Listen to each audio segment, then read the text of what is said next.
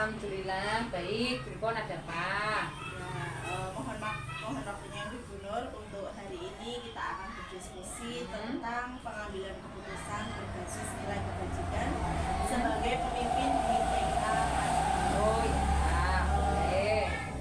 Mohon untuk Ibu Nur memperkenalkan diri sebentar, nama dan juga asal daerah. Oh Itu dipersilahkan. Oke, nama saya Nurmawati. Kami dari Kepala TK PKK Bunjung Puspita Kejaton Klewer. Itu Ya, terima kasih Bu Nur atas sama-sama. Baiklah Bu Nur, saya akan mengajukan beberapa pertanyaan. Yang pertama yaitu selama menjadi pemimpin di TK Bunjung Puspita ini, apakah ada kasus yang menurut Bu Nur itu mengandung dilema etika? Ada, kebetulan ada di lembaga kami kebetulan ada. Kira-kira bagaimana Bu? Bisa dijelaskan secara singkat Kasusnya, ya. Jadi di lembaga kami itu nggak tahu kenapa itu banyak banget wali murid itu yang kesini ingin mendaftarkan putra putrinya, sedangkan putra putrinya itu termasuk putra putri yang berkebutuhan khusus. Nah, kami mau menerima, kami tidak punya fasilitasnya. Kalau tidak diterima, kita kan tidak boleh ya menolak anak berkebutuhan khusus untuk diterima di sebuah lembaga. Jadi kami tetap berusaha untuk menerima anak berkebutuhan khusus tersebut. Seperti itu. Baiklah. Lalu Ibu, bagaimana menurut Ibu Nur dalam mengidentifikasi kasus yang merupakan dilema etika atau bujukan moral? Oke. Kalau kami untuk mengidentifikasinya yaitu kita harus membedakan kalau dilema kasus itu kan dua kondisi yang sama-sama benar. Dilema etika itu adalah kondisi yang sama-sama benar, sedangkan untuk bujukan moral itu kan ada yang benar dan ada yang salah. Kita harus bisa membedakan itu. Baik, lalu selama ini bagaimana Bu Nur menjalankan pengambilan keputusan di sekolahnya Ibu, terutama untuk kasus di mana ada dua kepentingan yang sama-sama benar atau sama-sama mengandung nilai kebajikan? Terus terang, kalau dari saya tidak bisa untuk mengambil keputusan secara pribadi atau sendiri. Saya tetap bermusyawarah dengan orang guru, juga meminta masukan dari komite atau ketua yayasan kami. Jadi nanti dalam pengambilan keputusan bisa tercapai keputusan yang memang itu benar-benar menguntungkan kedua belah pihak. Itu kalau saya melakukannya. Baik, selanjutnya Bu, langkah apa sih yang atau prosedur yang Ibu biasa lakukan selama ini untuk menghadapi kasus? Yang pertama saya harus selalu berkomunikasi atau menggali informasi dari wali murid dari siswa tersebut. Jadi kita tahu dasar dari keseharian anak tersebut. Kita nanti akan mudah untuk artinya kita memperlakukan anak tersebut kalau nantinya sudah masuk di lembaga. Kemudian kita juga bermusyawarah lagi dengan rekan guru, itu harus bermusyawarah. Setelah itu kita juga istilahnya mengambil informasi dari pihak-pihak terkait tentang anak berkebutuhan khusus. Seperti itu yang kita lakukan. Selanjutnya Bu, apa saja sih yang Ibu anggap efektif dalam mengambil keputusan pada kasus-kasus dilema etika? Kalau yang efektif ya itu selalu berkomunikasi dengan wali murid yang bersangkutan. Terus kemudian kita melihat perkembangan anak tersebut di lembaga kita itu seperti apa, apakah ada kemajuan seperti apa yang dicapai oleh anak tersebut. Nanti setelah itu kan kita komunikasi lagi dengan wali murid, kita komunikasi lagi dengan, pokoknya kita tidak berhenti untuk selalu menggali informasi atau istilahnya melihat perkembangan dari peserta didik tersebut. Seperti itu. Baik Bu, berdasarkan penjelasan Bu Nur dalam menghadapi semua kasus-kasus tersebut, kira-kira apa sih tantangan dalam mengambil keputusan pada kasus dilema etika? Jadi gini, tantangan kami itu karena kami itu adalah lembaga umum, jadi bukan lembaga khusus untuk anak berkebutuhan khusus. Peserta didik kami juga prosentasenya kan banyak yang istilahnya bukan anak berkebutuhan khusus. Jadi kami harus benar-benar bisa memfasilitasi anak tersebut, bahwa bagaimana cara anak tersebut diterima oleh peserta didik yang lain. Nah, di situ adalah merupakan tantangan bagi kami. Kemudian fasilitas-fasilitas apa yang harus kita persiapkan untuk anak berkebutuhan khusus tersebut juga itu menjadi tantangan bagi kami. Nah, tetapi tantangan itu bisa kami atasi dengan kami bekerja bersama-sama antara wali murid, rekan guru, komite, dan pokoknya seluruh warga di sekolah. Seperti itu. Ya, selanjutnya Bu, apakah Ibu sebagai kepala sekolah punya jadwal tertentu untuk menyelesaikan kasus dilema etika? Apa langsung diselesaikan di tempat atau membuat jadwal untuk menyelesaikannya? Apa sih bentuk dan prosedur yang dijalankan? Kalau jadwal kami tidak ada karena memang bukan lembaga khusus ya. Jadi kami secara langsung berkoordinasi dengan pihak-pihak terkait. Jadi kami tidak ada jadwal. Ketika kami punya punya masalah atau bukan masalah, punya yang harus kami selesaikan, kami langsung berkoordinasi dengan pihak terkait. Baik Bu, lalu apakah ada seseorang atau faktor apa yang selama ini mempermudah dalam Ibu sebagai kepala sekolah menyelesaikan masalah dan mengambil keputusan saat ada kasus ini? Ya, dalam kasus ini kebetulan kami itu punya salah satu rekan guru yang lulusan SGBLB, dan beliau setelah itu langsung melanjutkan di S1 PAUD. Jadi paling tidak beliau itu tahu tentang cara mendidik putra-putri atau peserta didik yang berkebutuhan khusus. Itu sangat membantu bagi lembaga kami. Itu.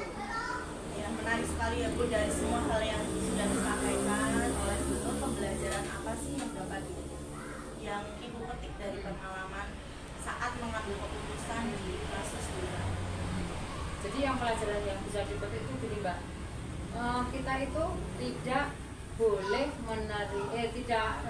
tidak boleh, kita harus berpikir untuk menerima peserta didik berkebutuhan khusus itu tidak sembarangan. Artinya peserta anak berkebutuhan khusus itu kan ada tahapan-tahapannya ya, ada tingkatan-tingkatannya. Jadi kalau sekiranya itu kita tidak bisa tidak bisa memfasilitasi di lembaga kita, ya dengan berat hati kita bukan kita tidak menerima, tapi kita anjurkan untuk beliau itu menyekolahkan atau ke anak didiknya itu di yang khusus seperti itu ya, yang lebih berkompeten. Kita pelajarannya seperti itu, dan selama ini alhamdulillah tiap tahun itu kami ada. Ya, tiap tahun kami ada, dan alhamdulillah juga berdasarkan pengalaman yang sudah bisa terlaksana dengan baik, dan kami antara wali murid dan kami itu sudah saling klop, istilahnya seperti itu.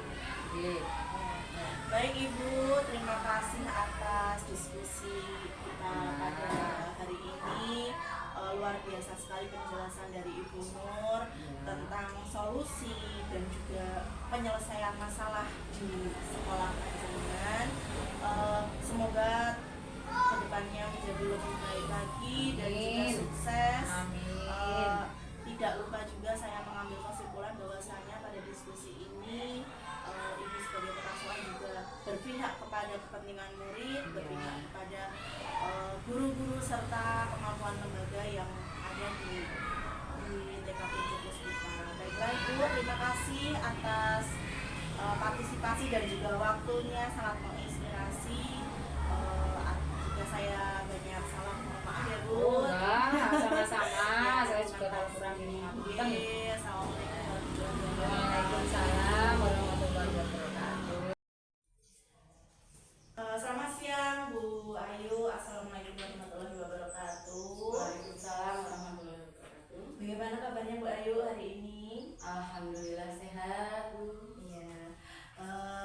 Terima kasih Bu Ayu atas kesempatan yang sudah diberikan pada siang hari ini. Hari ini kita akan melakukan diskusi tentang pengambilan keputusan berbasis nilai kebajikan sebagai seorang pemimpin. Untuk itu saya persilahkan untuk Bu Ayu memperkenalkan diri dulu. Nama saya Pramestia Yunandita, sarjana psikologi. Saya saat ini menjabat sebagai Kepala TK di TK Pertiwi 23 PRF. Oh iya, hebat sekali ya Bu Ayu, masih muda sudah menjabat sebagai kepala sekolah. Terima kasih. Ya, baiklah Bu. Hari ini saya mau menanyakan, kira-kira di sekolah Bu Ayu apakah ada dilema etika di TK Pertiwi? Ada Bu. Silakan Bu untuk diceritakan. Jadi gini Bu ya, kasusnya di TK saya itu. Jadi ada beberapa anak yang bahkan sampai 2 semester gitu ya, 1 tahun itu ada yang belum melakukan pembayaran atau melunasi pembayaran SPP. Ya. Jadi sehingga sekolah saya itu mengalami dilema dalam penyelesaiannya. Di satu sisi itu sekolah harus tetap memberikan pelayanan yang terbaik untuk anak. Terus selain itu juga sekolah harus tetap memberikan atau berkomunikasi yang baik juga dengan wali. Jadi bingung gitu ya Bu, gimana cara kami mengatasinya gitu. Padahal seharusnya kan di sini kami berharap itu ada kerjasama yang baik gitu ya dari antara orang tua dengan pihak sekolah. Orang tua mengerti apa saja tanggung jawab mereka, sekolah juga insya Allah akan memberikan yang menjadi hak-haknya anak-anak kami gitu. Oh iya. Kira-kira Bu itu anaknya mendapatkan bantuan untuk pendidikan atau tidak? Setelah kami cari tahu itu ya, mendapatkan mereka itu semua yang mengalami kesulitan pembayaran itu mendapatkan PKH. Cuma kami tuh bingung gitu. Seharusnya kan itu dana bantuan pendidikan untuk anak-anak yang bersekolah gitu ya. Seharusnya itu memang dipergunakan bagi pendidikan anak-anak. Cuman sampai dengan kami tunggu gitu, kok belum melakukan pembayaran itu kenapa gitu. Ada alasannya, uangnya mau dipakai untuk apa dulu gitu. Padahal kami setiap bulan itu selalu mengingatkan agar kalau misalnya pembayaran dilakukan rutin bulanan itu kan lebih ringan daripada nanti yang sudah menumpuk di belakang itu kan terasa lebih berat gitu ya. Cuman ya itu walinya, saya juga bingung kenapa gitu walinya kok seakan menyepelekan gitu. Apa mungkin karena mereka menganggap ini masih TK gitu, jadi mereka masih ya udahlah TK ini gitu atau gimana.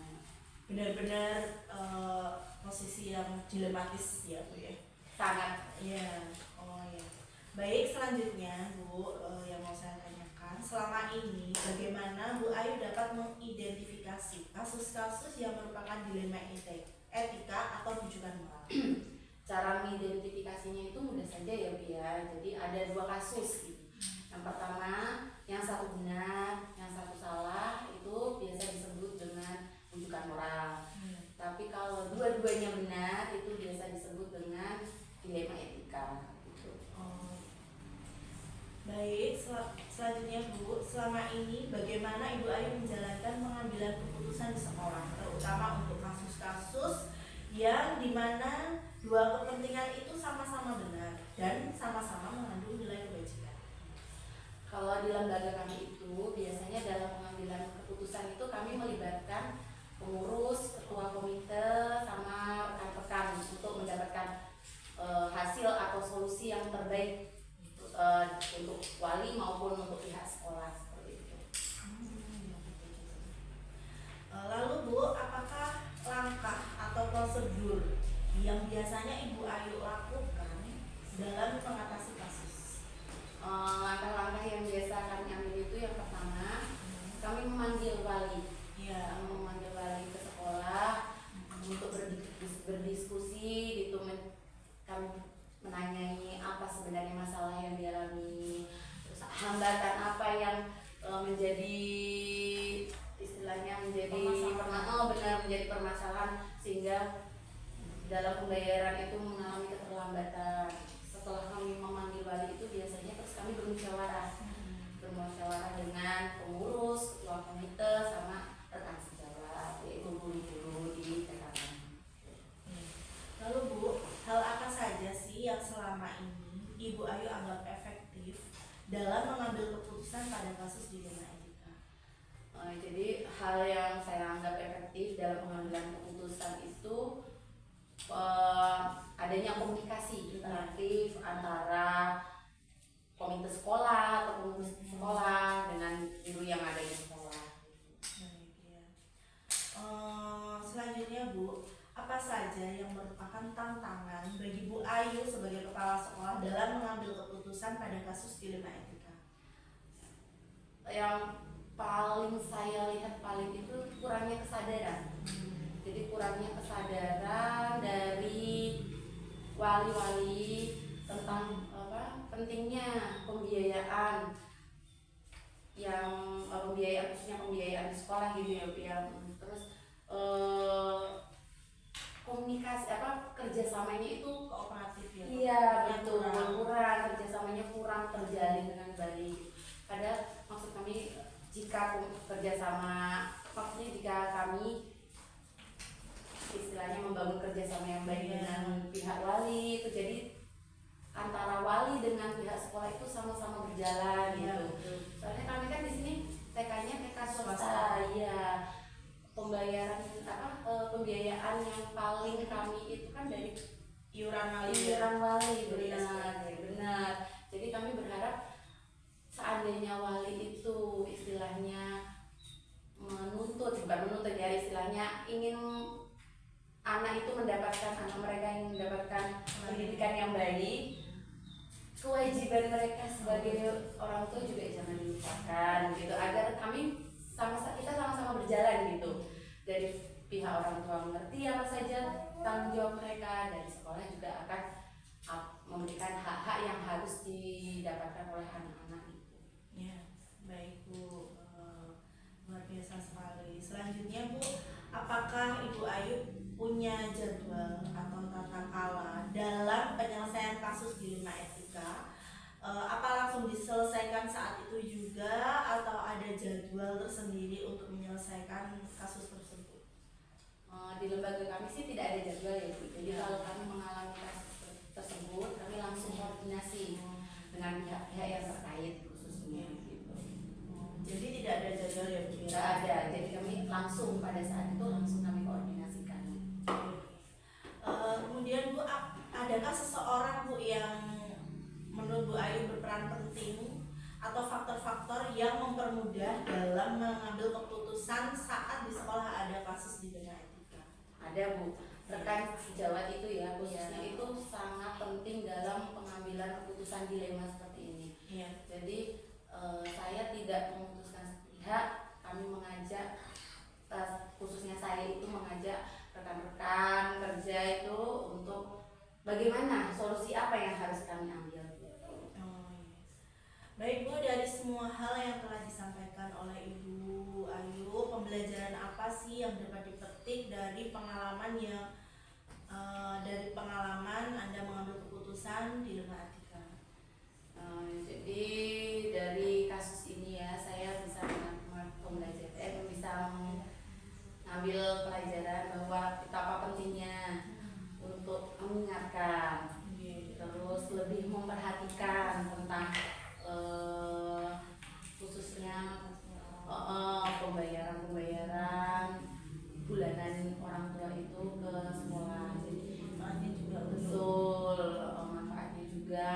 Terus selain mengingatkan, kami juga istilahnya memberi informasi gitu kepada orang tua.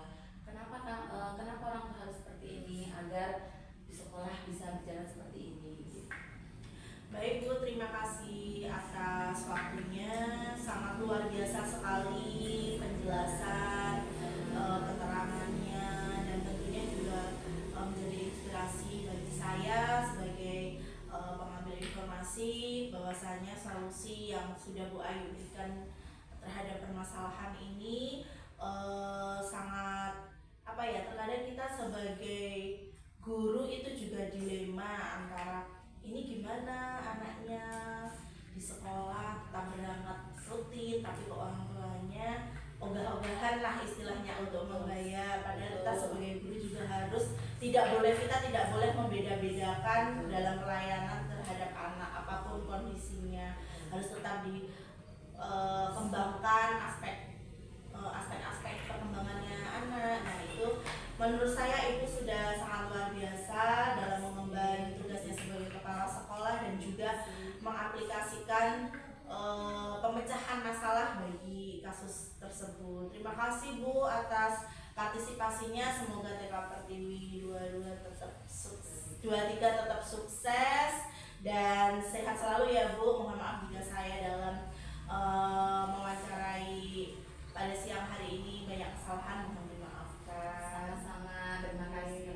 Bu. Sama-sama. Assalamualaikum Bu. Waalaikumsalam. Masa